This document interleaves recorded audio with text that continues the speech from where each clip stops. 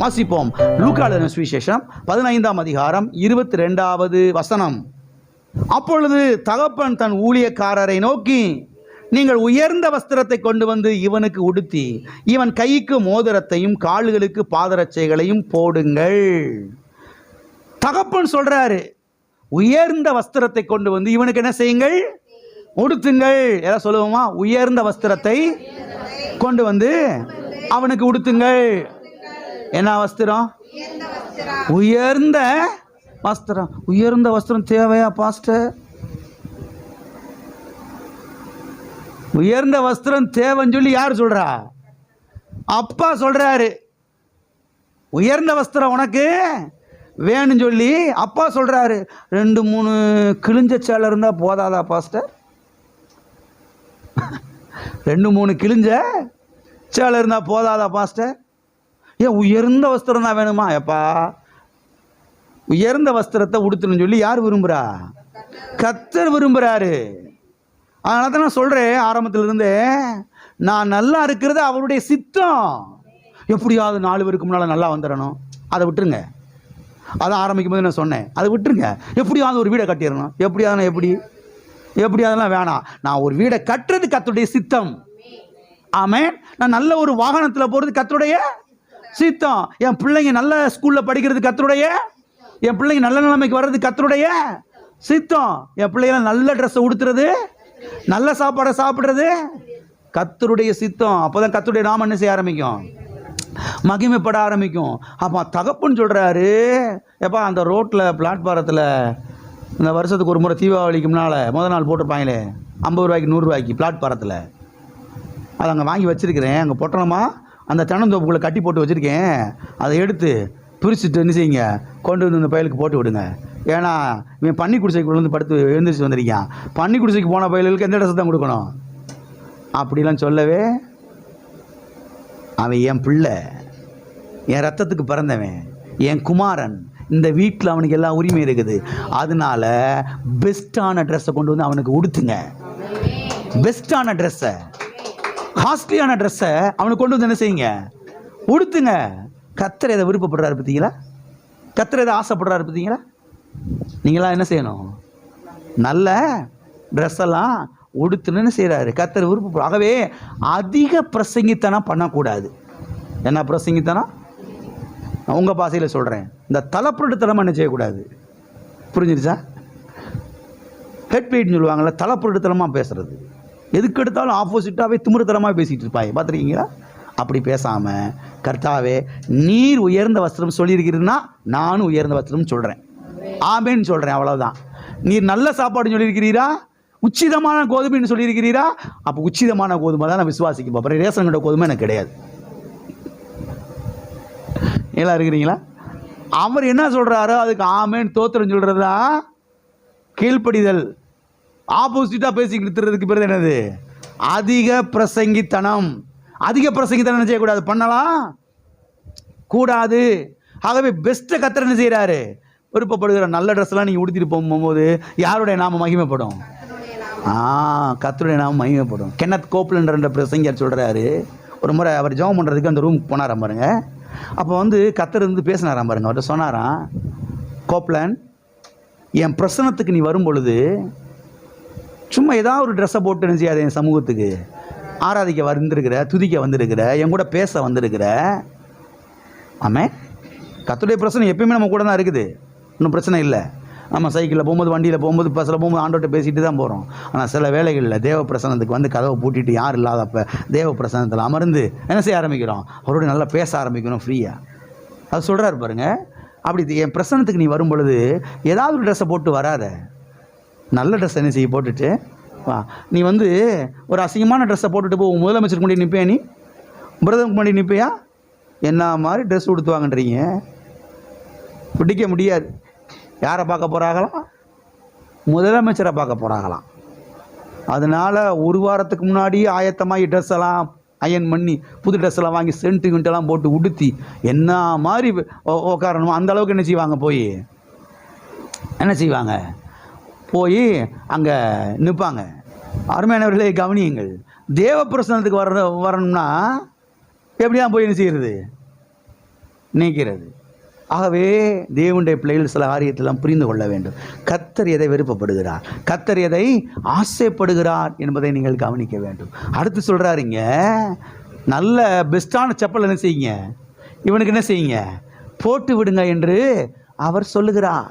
ஒரு பிஞ்ச செருப்பை போட்டு என்ன செய்யாத, நீ வாழக்கூடாது, நல்ல செருப்பு என்ன செய்ய போட்டு வாழி என்று கர்த்தர் சொல்லுகிறார். ஆகவே இயேசு பெரியவர் என்பதை நாம் நிரூபித்து காண்பிக்க வேண்டும். ஆமென். இயேசு நல்லவர் என்பதை நாம் நிரூபித்து காண்பிக்க வேண்டும். ஆமென். இயேசு நல்லவர் என்பதை என்ன செய்ய வேண்டும், இயேசு ஐஸ்வர்யம் உள்ளவர் என்பதை என்ன செய்ய வேண்டும், நிரூபித்து காண்பிக்க வேண்டும். அப்போ நம்ம நல்ல ட்ரெஸ்ஸை உடுத்துறதுனால, நல்ல செப்பை போட்டு போகிறதுனால, நல்ல வண்டியில் போகிறதுனால யாரோட நாம மகிமைப்படுது, இயேசு நாம என்ன செய்கிறது, மகிமைப்படுகிறது. நம்மளை பார்க்கும்போதே 4 பேர் என்ன செய்ய ஆரம்பிக்கணும், இவங்க போகிற சர்ச்சுக்கு நானும் போகணும்னு நினைக்கணும். எத்தனை நாமே சொல்கிறீங்க? உங்களை பார்க்கும்போதே இவங்க போகிற சர்ச்சுக்கு நான் என்ன செய்யணும், போகணும் அப்படி நினைக்கணும், அப்படி வாழணும். உங்கள் வீட்டில், உங்கள் தெருவில், அந்த ஏரியாவில் என்ன செய்யணும், வாழ ஆரம்பிக்கணும். ஒரு காரியத்தை நீங்கள் புரிஞ்சுக்கணும் அருமையான தேவனுடைய பிள்ளைகளை. இந்த உலக மக்கள் இருக்காங்க இல்லையா, இந்த உலக மக்கள் வெற்றிக்கு பின்னால் போக பார்க்குறாங்க. இந்த உலக மக்கள் எதுக்கு பின்னால் போக பார்க்குறாங்க, வெற்றிக்கு பின்னால். யார் வெற்றியாளனோ அவன் பின்னால் போகிறதான் பார்க்குறாங்க, அவனை ஃபாலோ பண்ண பார்க்குறாங்க. யார் நல்ல வெற்றியாளராக இருக்கிறாங்க, யார் நல்ல ஜெயமுள்ள ஆளாக இருக்கிறாங்க, யார் நல்ல கீழான நிலையிலேருந்து மேலே வந்திருக்கிறாங்க, நல்லா வந்திருக்கிறாரு பரவாயில்லையே, அப்படிப்பட்ட ஆட்களை தான் பின்பற்றுவதற்கு, ஃபாலோ பண்ணுவதற்கு மக்கள் என்ன செய்கிறாங்க, விரும்புகிறார்கள். நல்லா கவனிங்க, நீங்களும் நானும் பரம ஏழைகளா அட்ட தரித்திரத்தை வாழ்ந்தோம்னா நம்மளை யார் என்ன செய்ய மாட்டாங்க, ஃபாலோ பண்ண மாட்டாங்க, பின்பற்ற மாட்டாங்க. கஞ்சிக்கு வழி இல்லாமல், சாப்பாட்டுக்கு வழி இல்லாமல், உடுத்துறதுக்கு ட்ரெஸ் இல்லாமல், ஒன்றும் இல்லாமல் நம்ம இருந்தோம்னா நம்மளை யார் என்ன செய்ய மாட்டாங்க, பின்பற்ற மாட்டாங்க, நம்மளை ஃபாலோ பண்ண மாட்டாங்க. ஆனால் நல்லா வாழ்ந்து பாருங்கள், நல்லா செழிப்பாக வாழ்ந்து பாருங்கள், நல்ல ட்ரெஸ்ஸை உடுத்தி பாருங்கள், நம்மளை 4 பேர் என்ன செய்வாங்க, ஃபாலோ பண்ணுவாங்க, பின்பற்றுவாங்க. நம்ம போகிற இடத்துக்கு அவங்களும் வரணும்னு விருப்பப்படுவாங்க, நம்ம போகிற சபைக்கு அவங்களும் என்ன செய்வாங்க, வரணும்னு விருப்பப்படுவார்கள். ஆமென். ஆகவே நாம் நல்லா உடுத்துறது மூலமாக, நல்லா சாப்பிட்றது மூலமாக, நல்லா வாழ்கிறது மூலமாக தேவனுடைய நாமத்தை நாம் என்ன செய்கிறோம், மகிமை படுத்துகிறோம். ஆமென். அப்போ வாழ்ந்து காட்ட வேண்டும். எல்லாம் சொல்லுங்கள், வாழ்ந்து காட்ட வேண்டும், வாழ்ந்து காட்ட வேண்டும். வாழ்ந்து காட்டுறதுன்னா கட்டுக்கட்டாக பணம் வச்சுருக்கிறதா? சிலர் எப்படி புரிஞ்சுக்கிறாங்க பாருங்கள். இந்த யூடியூப்லாம், டிவிலெலாம் பிரசங்கம் போடுறோம்ல, அதில் பார்த்துட்டு சிலர் தவறாக எடுத்துக்கிறாங்க. ஆசீர்வாதம் சொல்கிறாங்க, செழிப்புன்னு சொல்கிறாங்க, ஐஸ்வர்யம் சொல்கிறாங்கன்னா அப்போ கட்டுக்கட்டாக பணம் வச்சுருக்கணும் போல். அப்படி நம்ம பிரசங்கம் பண்ணுறதே கிடையாது.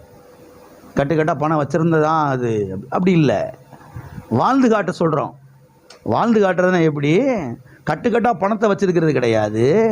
இப்போ இருக்கிற நிலையிலேயே தொடர்ந்து இல்லாமல் அடுத்த நிலைக்கு மேலே என்ன செய்கிறது, வர்றது. அதன் பிறகு அந்த நிலையிலிருந்து அடுத்த நிலைக்கு வர்றது. அதன் பிறகு அந்த நிலையிலிருந்து அடுத்த நிலைக்கு ஓவர் நைட்டில் பெரிய கோடீஸ்வரன் ஆகுறத பற்றி இந்த சபையில் பிரசங்கம் பண்ணுறது கிடையவே கிடையாது. சபைக்கு ஜனங்கள் வர்றாங்க, சாதாரண நிலையில் வர்றாங்க, சாப்பாட்டுக்கு வழி இல்லாமல் வர்றாங்க, கடை பிரச்சனையோடு வர்றாங்க. வர்றவங்க வர்ற மாதிரி என்ன செய்யக்கூடாது, இருக்கக்கூடாது. அவர்கள் ஆசீர்வதிக்கப்பட்டு மேலான நிலைக்கு என்ன செய்யணும், வரணும், நல்ல நிலைமைக்கு வரணும். 5 வருஷம் கழிச்சு அந்த நிலையிலிருந்து என்ன செய்ய ஆரம்பிக்கணும், அடுத்த நிலைக்கு மேலே வரணும். அதுக்கு பிறகு அந்த 5 வருஷம் கழிச்சு அதை விட டாப்பான நிலைக்கு என்ன செய்யணும், வரணும். ஆமென்.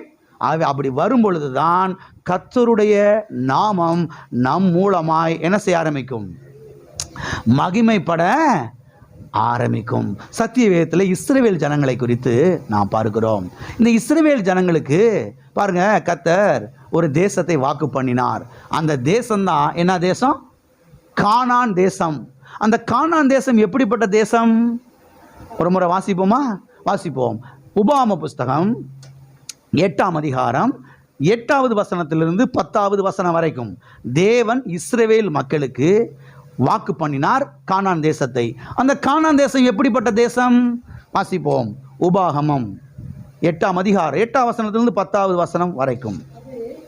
அது கோதுமையும் வார்கோதுமையும் திராட்சை செடிகளும் அத்தி மரங்களும் மாதுளம் செடிகளும் உள்ள தேசம், அது ஒலிவ மரங்களும் எண்ணெயும் தேனும் உள்ள தேசம், அது தாழ்ச்சி இல்லாமல் அப்பம் புசிக்கத்தக்கதும் ஒன்றும் உனக்கு குறைவுபடாததுமான தேசம், அது கல்லுகள் இரும்பாயிருக்கிறதும் செம்பு வெட்டி எடுக்கத்தக்க மலைகள் உள்ளதுமான தேசம். ஆகையால் நீ புசித்து திருப்தி அடைந்திருக்கையில் உன் தேவனாகிய கர்த்தர் உனக்கு கொடுத்த அந்த நல்ல தேசத்துக்காக அவரை ஸ்தோத்தரிக்க கடவாய்.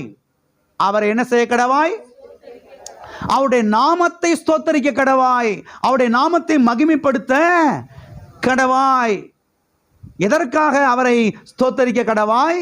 இப்படிப்பட்ட செழிப்பான தேசத்தை கொடுத்ததற்காக, இப்படிப்பட்ட வளமான தேசத்தை கொடுத்ததற்காக, தாழ்ச்சி இல்லாமல் அப்பம் புசிக்கத்தக்கதான தேசத்தை கொடுத்ததற்காக, நல்ல ஆறுகளும் ஏரிகளும் ஊற்றுகளும் உள்ள தேசத்தை கொடுத்ததற்காக, நல்ல விளைச்சல் உள்ள தேசத்தை கொடுத்ததற்காக, பாலும் தேனும் ஓடுகிற தேசத்தை கொடுத்ததற்காக அவரை என்ன செய்ய கடவாய்? ஸ்தோத்தரிக்க கடவாய். நான் கேட்கிறேன்,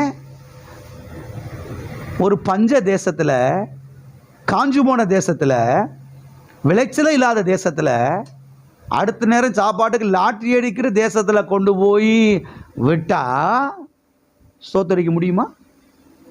துதிக்க முடியுமா? கர்த்தருடைய நாமத்தை மகிமைப்படுத்த முடியுமா? மகிமைப்படுத்த முடியாது. எல்லாம் இருக்கிறீங்களா?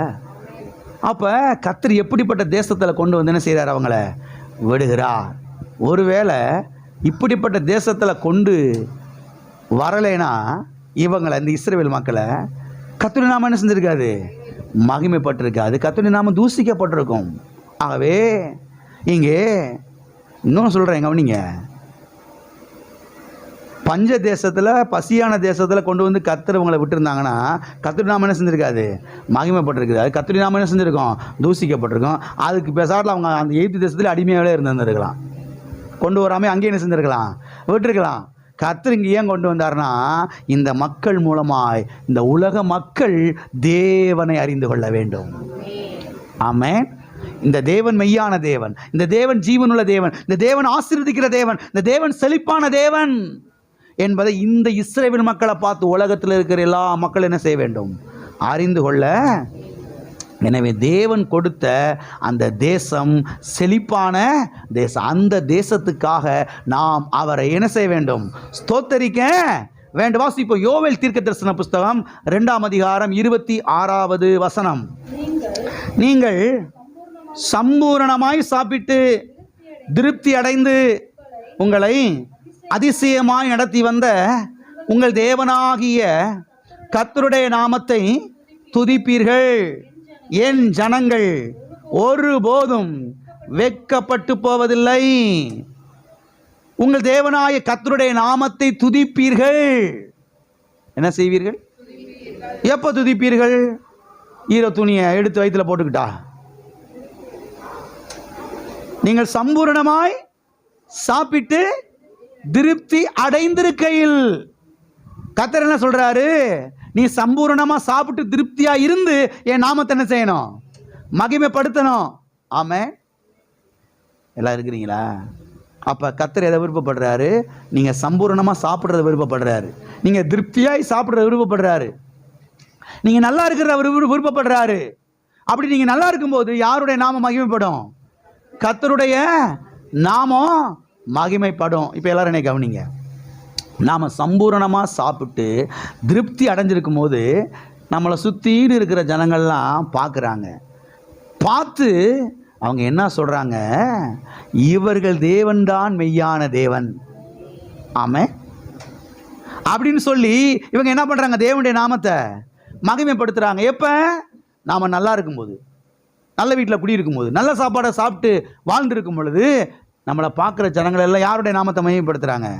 நம்ம ஒன்றுமே இல்லாமல் இருந்தோம்னா அந்த மக்கள் என்ன நினைப்பாங்க? என்னையா இவங்க தேவன், சாப்பாடு கூட கொடுக்க மாட்டார், நல்ல ட்ரெஸ்ஸு கூட கொடுக்க மாட்டார், இவங்க தேவன் இப்படியா வச்சிருக்கிறது இவங்கள? அப்படி என்ன செய்வாங்க? கர்த்தருடைய நாமத்தை தூசிப்பார்கள். ஆகவே கர்த்தர் எதை விருப்பப்படுறாருன்னா, நாம் நல்லா இருக்கிறத, நம்ம சுகமாக இருக்கிறத, நம்ம ஆரோக்கியமாக இருக்கிறத, நம்ம செல்வ செழிப்பாக இருக்கிறத தான் அவர் விருப்பப்படுகிறார். அவர் விருப்பப்படுகிறது மாத்திரமல்ல, நாமும் என்ன செய்ய வேண்டும்? விருப்பப்பட வேண்டும். விருப்பப்பட்டு இதெல்லாம் உள்ள வைக்கணும். வாயை திறந்து பேச ஆரம்பிக்கணும். நான் சம்பூரணமாய் சாப்பிட்டு திருப்தி அடைந்திருக்கிறேன். என் தேவனாய கர்த்தருடைய நாமத்தை என்ன செய்கிறேன்? நான் துதிக்கிறேன். ஆமென். ஹல்லேலூயா. இந்த வசனமெல்லாம் உள்ளே போகணும், இருதயத்துக்குள்ளே போகணும். அப்படி போகும்போது தான் கர்த்தருடைய வசனம் நம்முடைய வாழ்க்கையில் என்ன செய்ய ஆரம்பிக்கும்? கிரியை செய்ய ஆரம்பிக்கும். பால் யாங்கிச்சோ என்கிற பிரசங்கியார் அவர் சொல்லுகிறார், ஆரம்ப நாட்களில் அவர் ஊழியத்தை ஆரம்பித்து சுவிசேஷத்தை போய் பல இடங்களுக்கு சொன்னாராம் பாருங்க. அப்படி அறிவிக்கும் போது ஒரு ஏரியாவுக்கு போனாராம். அந்த ஏரியாவில் ஒரு ஸ்லம் ஏரியாவாம் பாருங்க, ஒரு சேரி பகுதியாம் பாருங்க. அந்த பகுதி அவர் சொல்கிறாரு, அந்த பகுதியில் 600 குடிசைகள் இருந்துச்சான். எத்தனை குடிசைகள்? அந்த பகுதிக்கு ஒரு சுவிசேஷத்தை எடுத்துகிட்டு போனாராம் பாருங்க. கிறிஸ்துவின் சுவிசேஷத்தை போய் சொன்னாராம். சுவிசேஷத்தை 600 குடிசைன்னு சொல்கிறாரு அவர். 600 குடிசைகள் அந்த பகுதியில் இருந்துச்சான். இந்த மக்கள்லாம் இந்த சுவிசேஷத்தை ஏற்றுக்கிட்டாங்களாம். சுவிசேஷத்தை ஏற்றுக்கிட்டு சபைக்கு வந்தாங்களாம் பாருங்க. சபைக்கு வந்து வசனத்தை கேட்க ஆரம்பித்தாங்களாம். வசனத்தை கேட்டு தசம பாகங்களை கொண்டு வந்து கொடுக்க ஆரம்பித்தாங்களாம். அந்த ஏழ்மைத்தனத்திலையும் அந்த தாழ்ந்த நிலையிலையும் கூட அவங்க சம்பாதிக்கக்கூடிய சம்பாத்தியத்தில் இருந்து 10% எடுத்துகிட்டு வந்து பாருங்கள் தசம பாகத்தை சபைக்கு கொடுக்க ஆரம்பித்தாங்களாம். பாலியாங்கிச சொல்கிறாரு, சில வருஷங்கள் கழித்து பார்த்தா இப்போ அந்த இடத்துல 600 குடிசைல்ல 600 பெரிய பெரிய பில்டிங்காக இருக்குன்றாரு. குடிசையை தேடி பார்த்தா இல்லை, இப்போ 600 பெரிய பெரிய வீடாக இருக்குன்றாரு. எல்லாம் இருக்கிறீங்களா? நான் கேட்குறேன், இப்போ 600 குடிசை இருந்தப்போ கர்த்தருடைய நாமம் மகிமைப்பட்டுச்சா? 600 பெரிய பெரிய வீடு இருந்தப்போ தேவனுடைய நாமம் மகிமைப்பட்டுச்சா? இருக்கிறீங்களா? சுவிசேஷம் ஒரு மனுஷனை எந்த அளவுக்கு மாற்றுது பாருங்க. எவ்வளோ பெரிய மாற்றத்தை உண்டாக்குது பாருங்க. கர்த்தருடைய வார்த்தைக்கு கீழ்ப்படிஞ்சு நடக்கிறத பாருங்க, எந்த அளவுக்கு அந்த மனுஷனுடைய வாழ்க்கையில் வசனம் வேலை செய்து பாருங்க. எனவே தேவனுடைய பிள்ளைகள் இதை ஆழமாய் பாருங்க கவனிக்க வேண்டும். நாம் சம்பூரணமாய் சாப்பிட்டு திருப்தி அடைந்திருக்கும் போது தான் நாம் நல்ல வீடுகளை கட்டி நல்ல பாருங்க இடத்துல இருக்கும் பொழுது தான் கர்த்தருடைய நாமம் என்ன செய்ய ஆரம்பிக்கும்? மகிமைப்பட ஆரம்பிக்கும்.